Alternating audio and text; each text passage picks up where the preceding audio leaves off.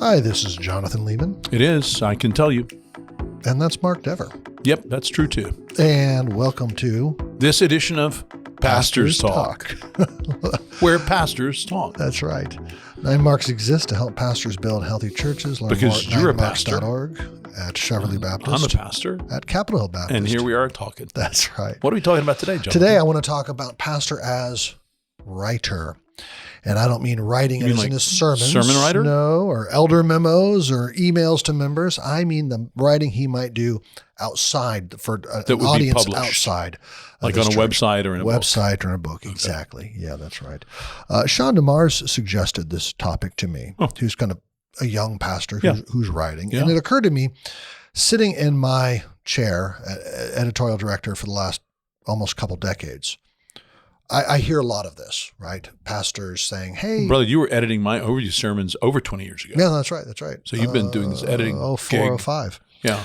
You know, pastors, sometimes somebody in the church will say, I love the sermon series. Mm-hmm. You should publish that as a book, pastor. Probably usually not. Now, Bobby James is publishing his most recent one on Ecclesiastes that he did here during COVID. Oh, fantastic. Superb, and I think it'll be a great book.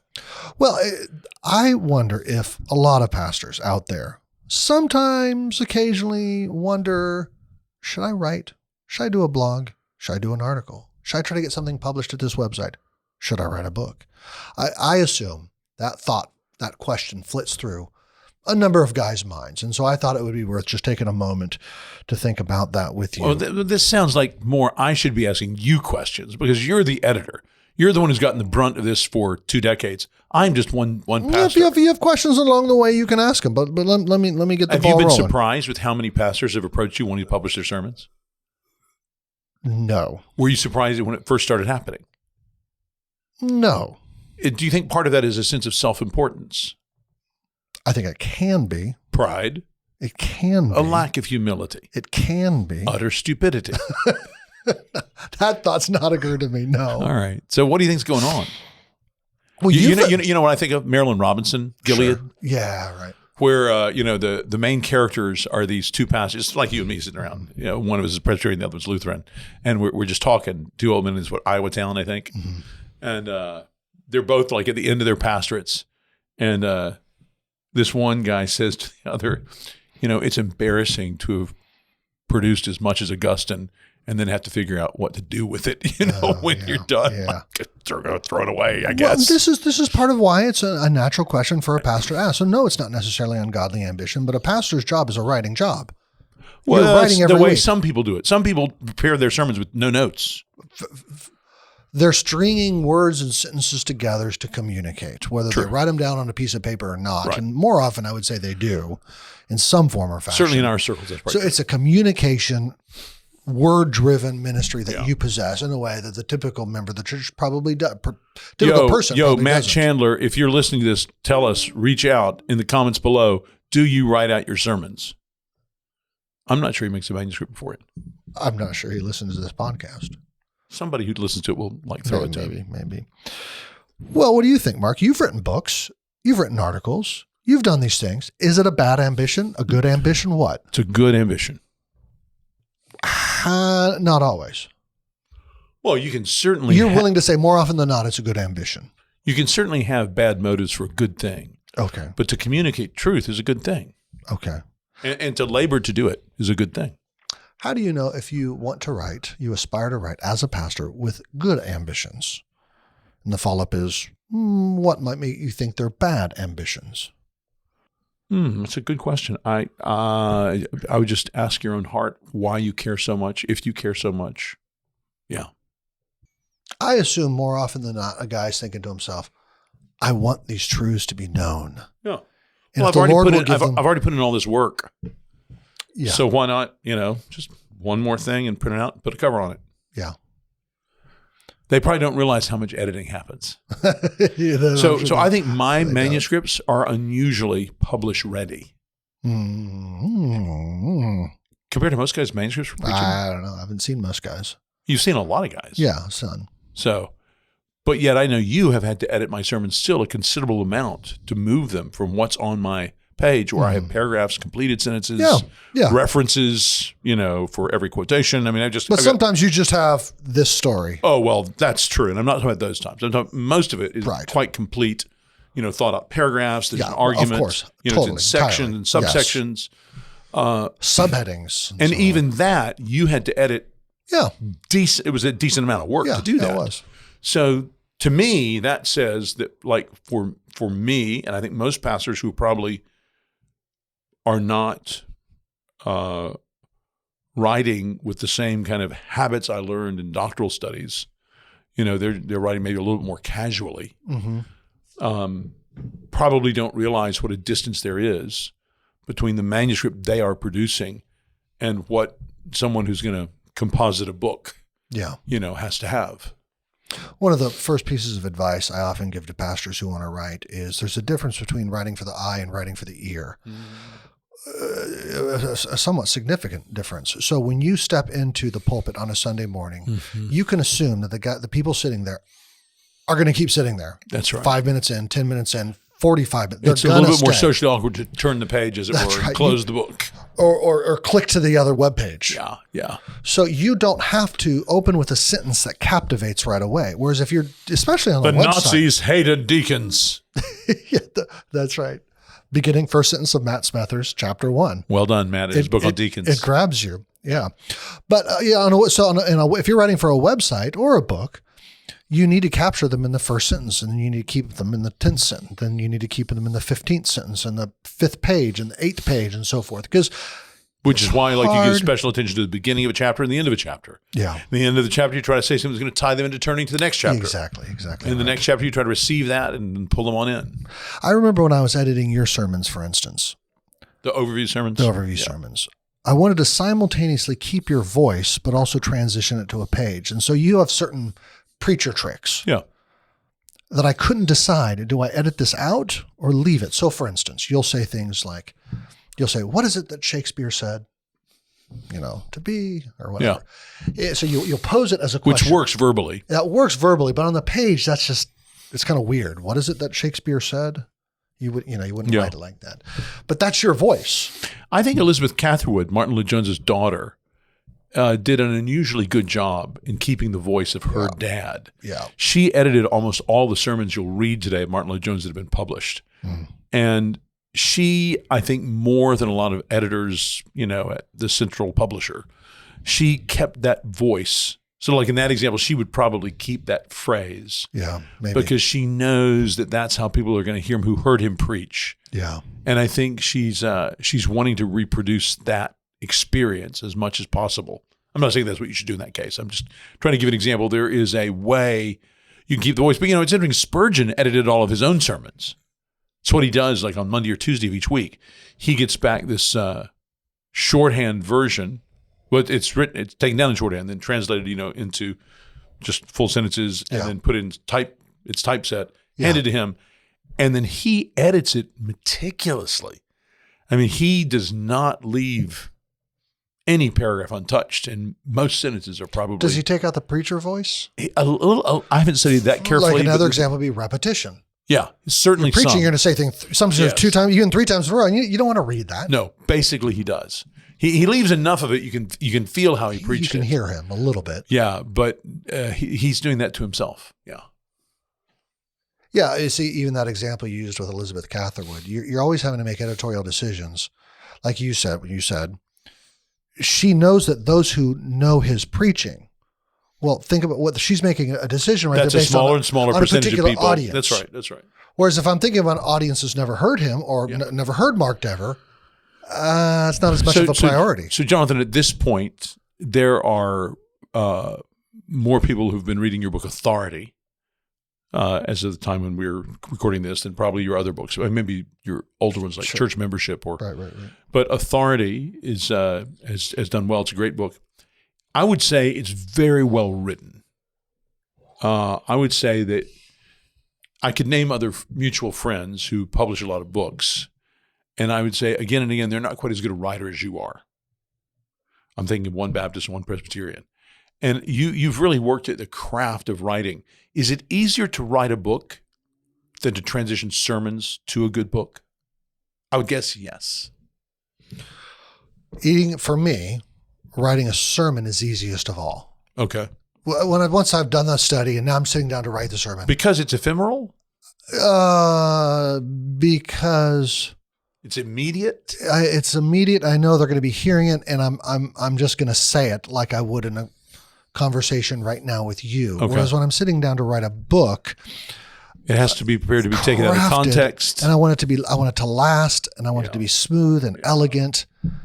Like just the sentence I just said to you just now. I said I started 3 sentences in a row or 2 with the word "and." Well, that's easy in this kind of communication. The Holy Spirit did it in the New Testament. Kai.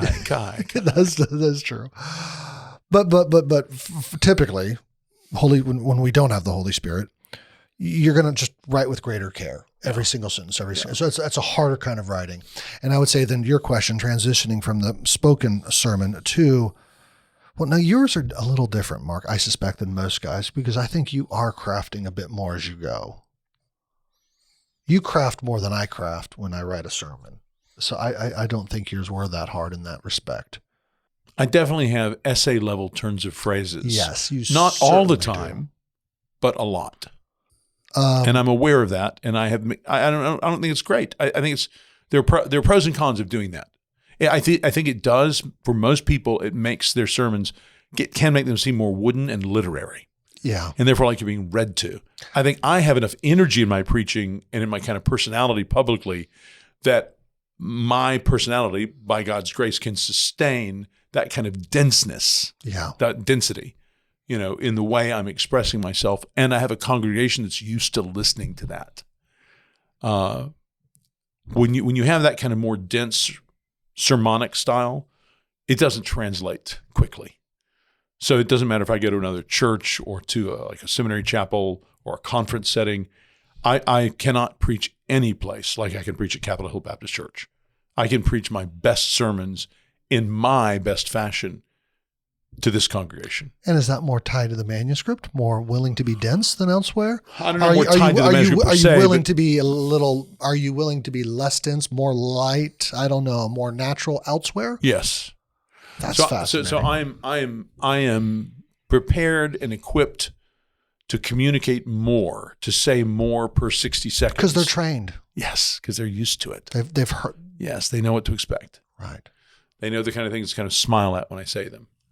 Whereas if I'm just at a church, of a good friend down in North Carolina or out in Texas or, up in Vermont, and I'm just in their pulpit that Sunday and preaching, that congregation doesn't know how to listen to me. They're used to listening to their pastor.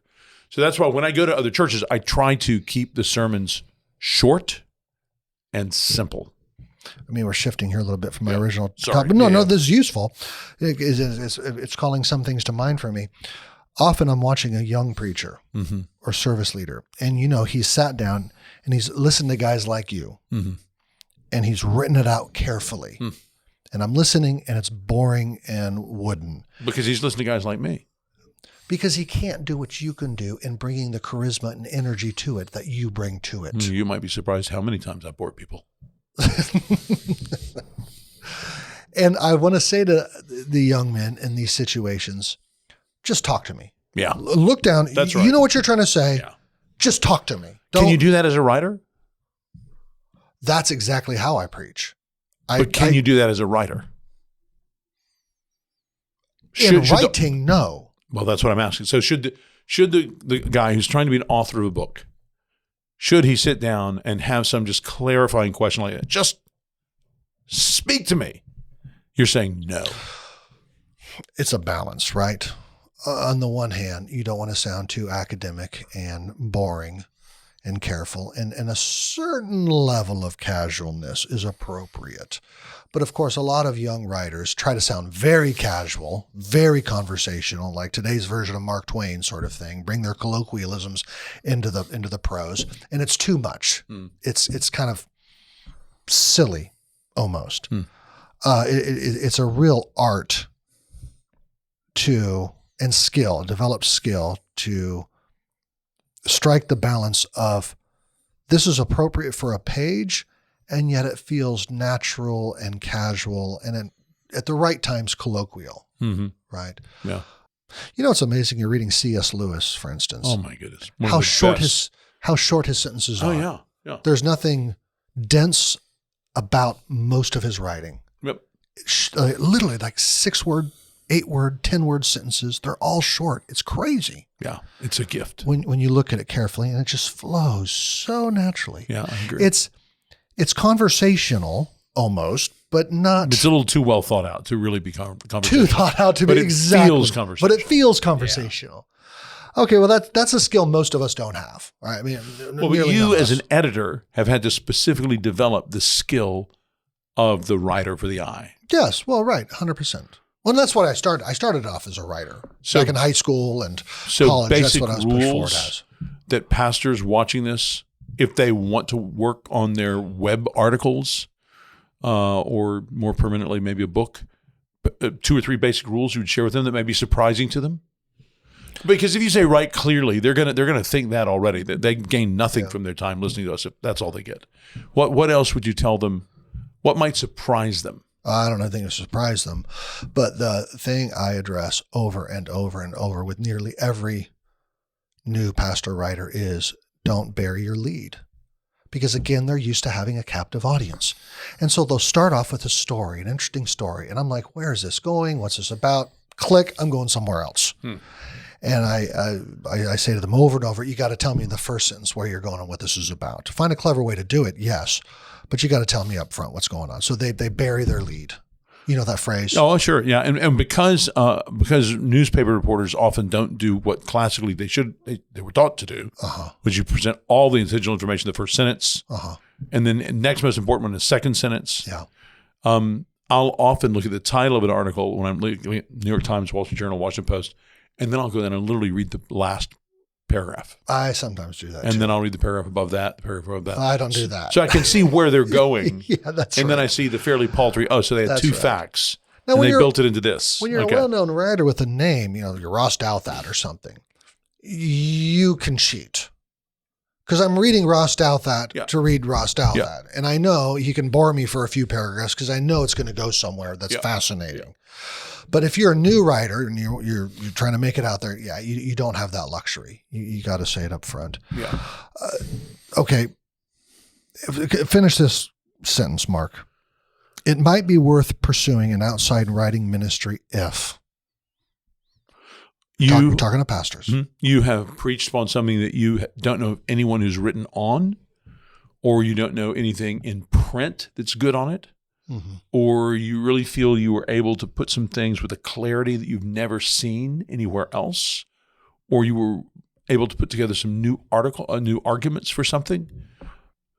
Yeah, if there's someone that you just particularly respect who tells you that, I've studied that issue a lot. I've never heard things put that clearly on gender. Thank you. That would be useful for us if that were published. Yeah. So I would have a pretty a high bar for positive feedback. I think who it's coming from and what I can assume they've read or heard or listened to, and how then they would compare that with what I've just done in order to know how to weigh properly what they say about my sermon. Yeah, that's all of that's very similar to what I would say. Number one, do you have something unique to say that really needs to be Unique's said? a bit of a high bar. I think what you want to say is that message available for people now? Right. That's because what I am unique. surprised how often I'll think of something. Yeah, I can tell you 2 or 3 times good books have been written on it, but one was in the 1980s, one was in the 1950s, and the other one was in the 1890s. Yeah. So it actually is fine if you want to write another book on Is this. anybody else saying what you want to say here in right the moment? now? That's right. And then a second, I'm going to say, I do think it needs to be said, and you sort of said this, it needs to be said well. I don't think most pastors have been practicing the craft long enough to say things the way they need to be said in a publishable format. You can get up, just to be a bit blunt about it. I'm so glad that was helpful to your church. That's great. That was helpful to your church. Yeah. But that's not the same thing as to say all the people in all these churches need to read this. It really does need to be a bit more compellingly said. So that's the what most I often say. surprising thing that you've published that has been helpful for people. That is that thing which you've published which has most exceeded your expectations? You know, you may have a book you feel like real good about. I put a ton of work in this. I had good stories and authority. I'm not surprised that does well. But is there something, an article or a book you published that you really barely thought of or had low thoughts of, and the Lord has actually surprised you by how much He's used it? One of two. It might be the first book I wrote, Church and the Surprising Offense of God's Love. Which Bobby Jameson still laments is out of print. It's long. It succumbs to typical first writer error of thinking you need to say it all. But Bobby says you have ways of treating the church and the kingdom there that's not in anything else you published, and it's now not there in the second. I have to go back and look at that. I don't even remember what that is. But I've had more people say to me how that book was paradigm shifting for them in the way they think about all this stuff. Then, in a kind of dramatic, oh my gosh, it changed everything for how I view these things more than in some ways anything I've written. Praise the Lord. Yeah. So I'm very grateful for that. And the other one that I've been surprised by, church membership. It's my best-selling book. Yeah. But I guess it's just so necessary and as one pastor in Lexington, Kentucky called it blue lightning. Yeah. There you go. Okay. You probably should not pursue an outside writing ministry if you view that as the most important thing you're going to be doing, if you view your pulpit as really just a way to have a wider writing ministry, that's a disrespectful use of the pulpit. Yeah. If the people that you've asked for good, honest feedback are pretty reliable folks, and if they've been negative, and you go ahead and move toward publishing, those would be two I can think of. Yeah. To what extent does age and experience impact your counsel?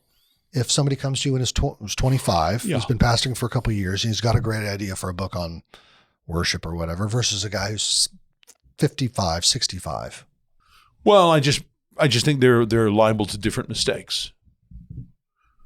You know, the young person will be liable to putting absolutely things that are not absolute. The older person will possibly be more careful, but may, through care or nuance, eliminate some of the power of more raw prose. I mean, I appreciate your willingness to acknowledge old and young both are liable to various kinds of mistakes. That's true. But you almost sound relativistic there. I mean, surely you still want to present a kind of asymmetry. Yeah, Scripture clearly favors age. Right. Yeah, that's right. I mean, I do appreciate the way Keller said, or is rumored to have said, he wanted to wait until he'd been much further along before he started writing. Yeah. Seems like there's some wisdom in that. And right now I've been involved in talking with somebody about a book being published for Dick Lucas, eminent retired minister in London, who's still with us and turns 100 right around now. And he is fine with his book coming together so long as it's not published till he's gone to glory. You know? Interesting. And I can understand that. On what did you say? Maybe I missed it. Did you say on what topic? It's on him. Okay. Oh, I see. His life and ministry. A biography. Yes. But I think it includes like philosophy of ministry. Okay. So people have often asked me about my sermons, and I've said, I think I'm going to follow the Puritan model. Like Richard Sibbes left all his sermon manuscripts for sermons he preached in Cambridge with 2 friends there, and all the manuscripts for the sermons he preached at Grayson in London to 2 other friends in London. And after his death, they were free to do whatever they would like in order to bring those together and publish them. And that's when he dies in 35, so from 1635 till probably till the Restoration in 1660, Sibbes' stuff is just being published all the time after he's died, because these literary executors he left the manuscripts to just find so much that's useful in them. It's like The Temple, by The Temple by Beale? No, the poet, same time period. Oh, no, George Herbert. George Herbert.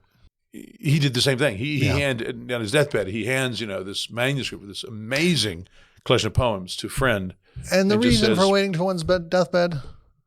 Humility, modesty. Not sure it's worth anything. Doesn't want to bother people here, just in case it's useful. Believe it or not, but then throw it away when if it's not useful. Believe it or not, I've been meaning to have a conversation with you about your sermons. Okay. So we'll come back. Do you want to be my literary executor?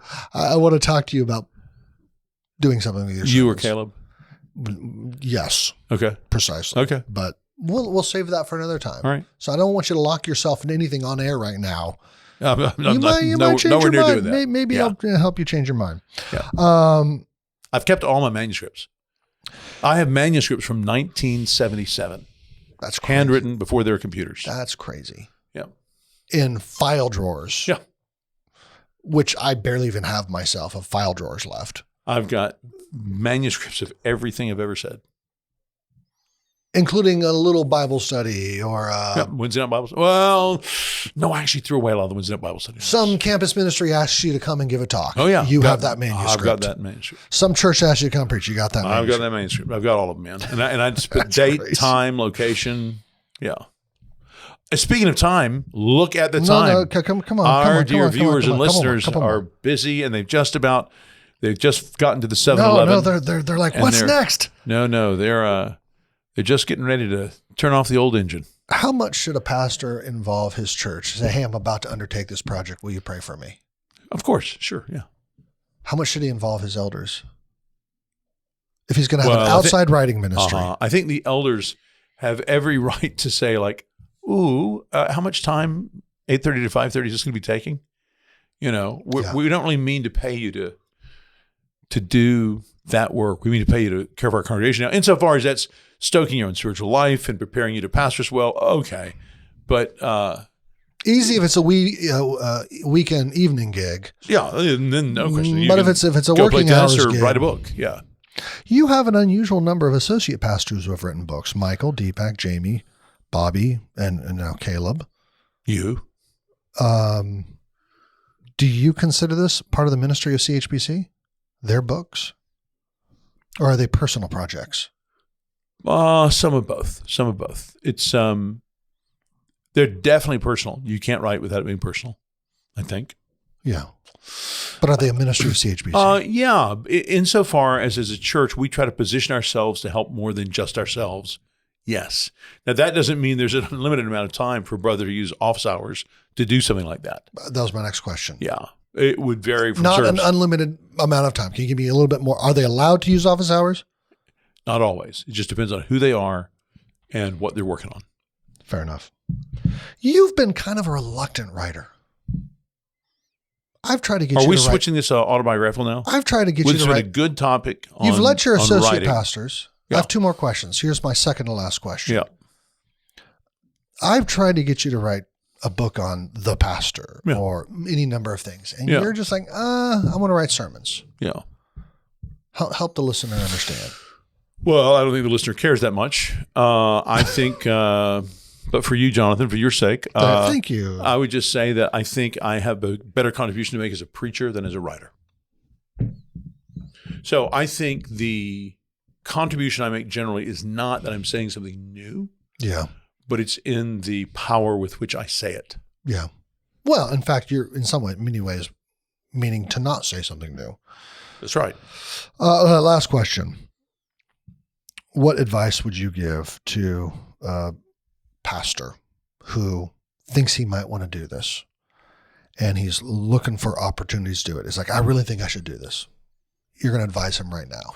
Yeah. In the same way as Paul says to Timothy, it's a noble thing to desire to teach. Uh-huh. It's a noble thing to desire to communicate God's truth to others, whether that's in a sermon or in a written form. I would examine your heart to check and see what your motivations are. Yeah. I would look and see what stage of life you're in, where this time to write is going to come from, and if you can afford it, What are the from costs? your church time or from your family time. And then I would try to think of who is your audience and how would you suggest you're going to reach them? Is that going to be through a website? Is that going to be through a publisher? Does the publisher have any interest in your writing? Do you know that? Would there be a way for you to know that ahead of time so that you wouldn't burn a lot of time that ultimately doesn't produce anything that will be published? So do you know somebody who's published a book that you could speak to about things like this so that you could get some good personal advice? Good word. Brother, thank you for your time. I pray this is useful. Thank you for all your editing. Is it a satisfying thing to edit? Yeah, it can be. It's harder than people expect. Yeah. Because in some ways it's easier just to write. Tons of work, and It's yet, easier just to write. yeah, Because I'm going to say what I want to say. Whereas Yeah. editing is like, okay, I need to respect his voice. yeah, maintain it, and yet And if they're not dead, I've got to deal with the author. That's true. And I want to make it better. Yeah. And so I think I've said this before. There's a certain presumption in editing. Like, I'm going to take what you say and I'm going to say it a little bit better. Yeah, So I it think is a you kind hard. of give them the right personality to edit. It is a challenge, but it is also very satisfying insofar as, you know, they've brought a car into the shop with a couple of dents and maybe a broken window, and you've had it go out of the shop all buffed up and looking pretty and ready to race. Yeah. Praise the Lord for editors. Amen. Thanks, man. Thank you, brother.